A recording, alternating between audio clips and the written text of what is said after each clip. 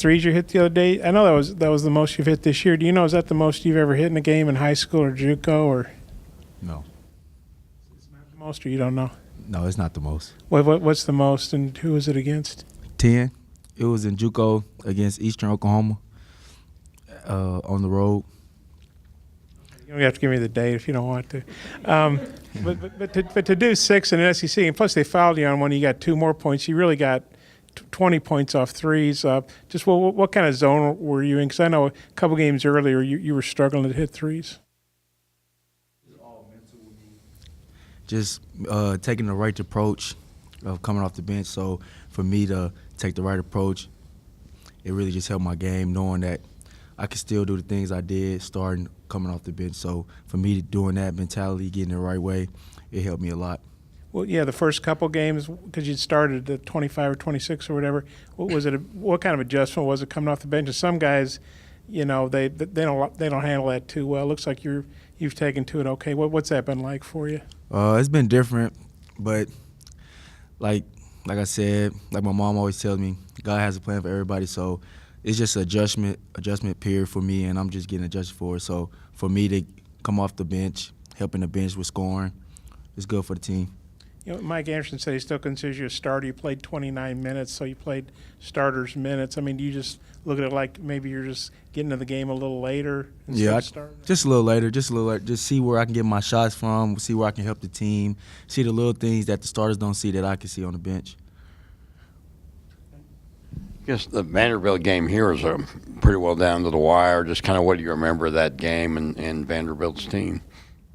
Vanderbilt had a really good team. Their offensive sets kind of gave us a little problem in the first game.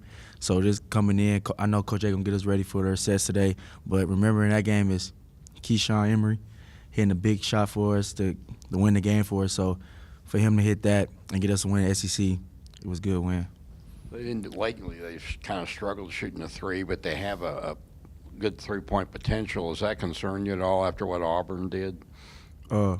Yes, a little bit, yes. Because we knew Auburn was a good team, a good shooting team, but the way they shot at Auburn, at the crib, anybody is potential to shoot like that in the SEC. So Vanderbilt, we just got to make sure we don't take them for granted.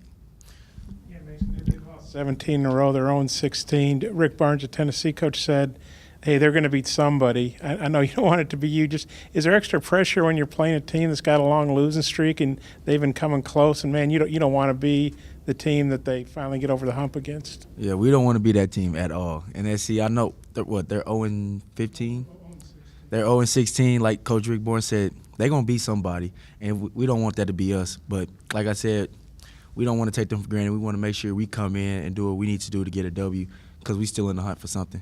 You feel extra pressure playing a team that's so desperate, and you don't want to be the team that loses to them. Is that extra pressure? A little bit because they want to play. They want to win. They want to win. So them being at the crib and it's probably their last home game, they don't want to go. They don't want to go.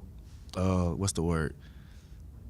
Yeah, they don't want to go winless in the SEC. That's bad for them and the coach. Yes. Bob stole all my questions, but Mason, just the monkey off the back. Do you and your teammates feel like the monkey's off your back now that you're able to get that win over Ole Miss and break that streak? Yes. Oof, that was a long streak, and we just wanted to win. And it was good to win on Saturday, especially with the 94 team coming in. We knew how special that was to Coach A and Coach Thurm and the recent players that came. So we just wanted to come out and fight real hard and try to get a W. And we was blessed to get a W and blessed to have Jalen make that shot at the end. You've had 2 30-point games. You also had some games where you shot like 1 for 10. Is that just kind of the transition when you're going from junior college to high-level Division I? Or what do you attribute that to, and kind of what's the season been like for you overall?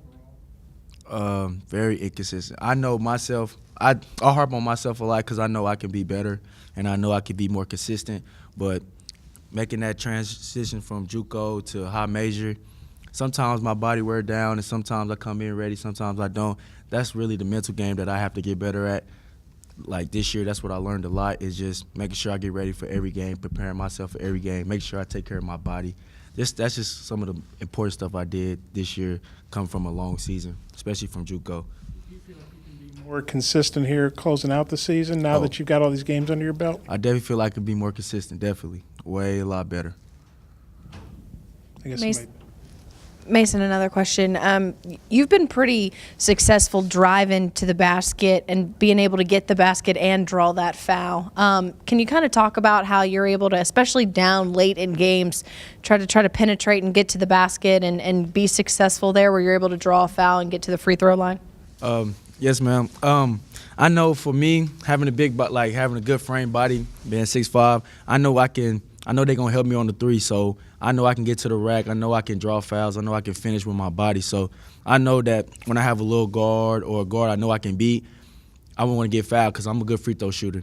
Recently, I've been kind of iffy, but I know that when it get down to the low moments of the games, low minutes, I want to get to the free throw line. I want to make sure we get some time off the clock, make sure we draw fouls, because I know that Coach A wants us to drive instead of stealing for three. So knowing me, knowing the team, know I can get to the line and finish, they just tell me to keep driving, don't settle.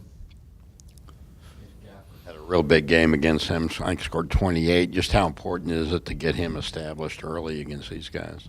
It's definitely important to get Daniel going, because when Daniel get going, it opens up me, Zay, and all the other players that get going on our team. So when we know that Daniel's going, they're going to double team him. So that's going to be open shots for me and Zay and Keyshawn, Desi. So when Daniel get going, that's when we're really dangerous, because we know that they can't guard all of us. If they double team Daniel, they can't guard us. If they not double team Daniel, that's going to leave us open. So Daniel's a big part of the team. The youth you guys have on the team, if you had known what the record was going to be at this point, would you have been surprised at the beginning of the season? No. Yeah. Kinda. Because we feel like we gave some games away this year that could have helped us down the road. But we just steady pushing, we steady learning. So as long as we keep fighting every game, it's pretty good. Aware of the way the court is set up at Vanderbilt with the benches set up along the baseline? Nope, not at all. When you guys are, I guess, on the other end, on the opposite end of Mike, how important is communication going to be? I heard Vanderbilt gym is really difficult. So communication is going to be a big thing, knowing you can't hear your coach, knowing just the players out there. Vanderbilt can hear their players for the first half, but we can't hear our coach. So as long as we just keep communicating like we have the last couple games, we should be good. I feel like Coach A is trusting us more and more as the games goes on, so we don't have to look at him every play. Hey, Mason, what was your reaction when you found out you were going to come off the bench the first time? Because it seems like you're playing better a couple games into it. Just that when I first found out, it was kind of like I was kind of down because I didn't me being a starter for 26 games. It's kind of hard being coming off the bench, but I just had to look at it the right way. I had to look at it for the team standpoint that I know I can come off the bench and I know I can kill still being a starter, but still doing it on the bench too. So me just taking that into consideration for the team and knowing Coach A, he just told me just relax. The games before that I wasn't relaxed. I was putting pressure on myself. So it was kind of good to bring me off the bench so I could see other things instead of basketball. I could see how they guarding, what's open. So the last couple games coming off the bench has been really good for me because now I'm just relaxing, just playing in the flow, just controlling what I can control. Yeah, Mike, obviously you guys played real well. Kentucky didn't get the win, but played real well. And then you beat a real good Ole Miss team. After that losing streak, how much better are you guys feeling, and what kind of confidence do you think you take into the last stretch here now? Confidence is hot. We always kept the confidence. Some games we lost, but we never lost the confidence. Like when we played at Kentucky, we seen that we can be one of the top teams in SEC.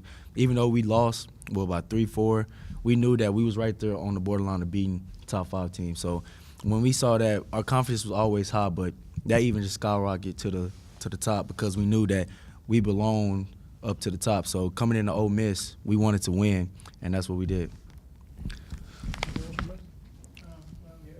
When was the last time you didn't start? Like in high school or? Oh, I didn't start my first 10 games of junior college.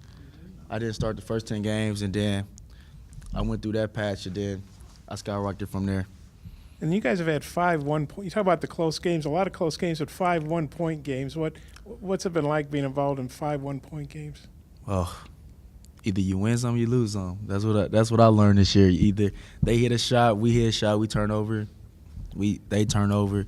It's just battle of coin flip, heads or tails. Who wins? That's what I learned.